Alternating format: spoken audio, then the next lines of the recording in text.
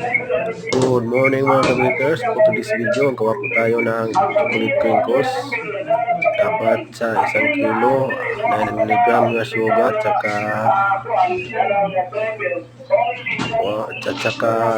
10 grams na margarine at saka aning na itlog kapag malaki, kapag maliit, yung mga aning na itlog. Dapat 600 grams na baking powder at saka 100 grams na 100 grams na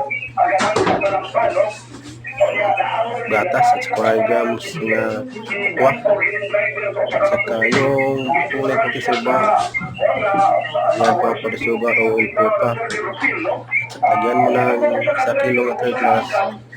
Dapat hindi mo siya pipiin.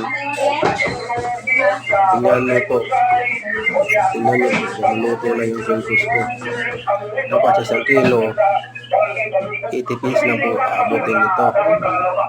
Dapat sa isang plancha lagyan mo ng 20 pieces.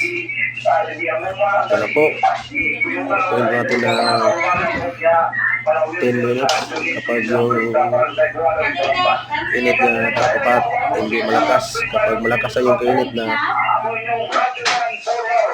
pag malakas yung kainit kung yung oven, yung sugar po, wala, dapat mahina lang. Ito na po yung crinkles ko.